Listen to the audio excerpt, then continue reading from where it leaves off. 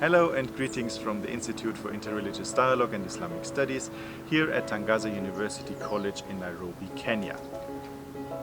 We, in our trainings here at IRDIS, always reach a point at which we need to clarify how do we imagine different groups, and especially religions, to work together, to live next to each other, to coexist.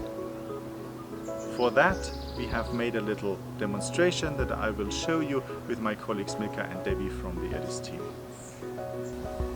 We are trying to demonstrate what we mean by interreligious dialogue as a tool for peace, by demonstrating how far this needs to go. I have my colleague Milkah and Debbie here to help me with this demonstration. The first step is establishing two different groups. For example, Milkah here is Muslims in a certain community. Debbie is the Christian community in a certain community. But you can adapt this example to anything in your context. The symbol stays the same, whether it's religious groups or others. Now, what many people are talking about is toleration between groups. Toleration means, just give me your hands quickly, that you're living side by side. And what do you feel now? There's some heat coming. So you feel the presence of the other? Yes. Yeah? I feel weird. We're touching, but we're not really touching. Yeah. Exactly. It's a bit awkward. Yeah? This tolerance is a negative thing. So it's a bit awkward. You know each other, you're there, but basically you go away very easily. Now, what many activities are aiming at is coexistence, especially in the religious sense. So if you coexist, you press your hands at each other. Are you pressing hard? Yes. Yes. Are you trying hard to stay together, to coexist really strong in your communities? Yes. Okay. Now I come in. I'm also symbolizing something. I'm symbolizing a negative shock, a negative development that is coming up.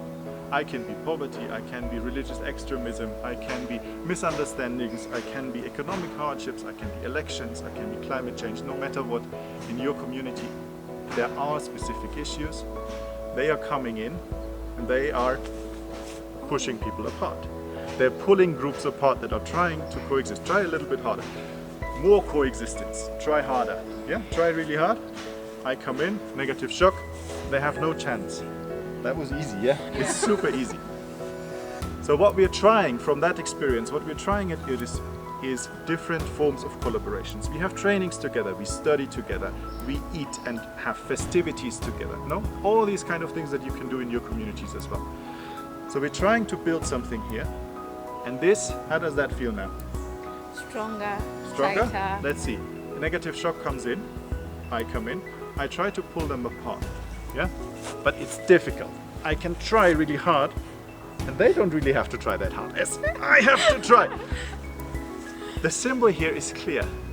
This thing that you do over time and you do over and over again together builds a strong bridge between you.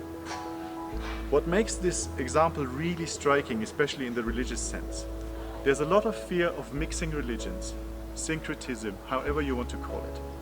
What's not happening here is this finger, in this context, is still the Muslim finger. This finger is still Debbie's finger, the Christian side. They're not mixing. They are still the same people. But what they have built here is a lot harder to overcome by any kind of external shocks. So the model of IRDIS and the model that we encourage you to try is constant collaboration between those groups.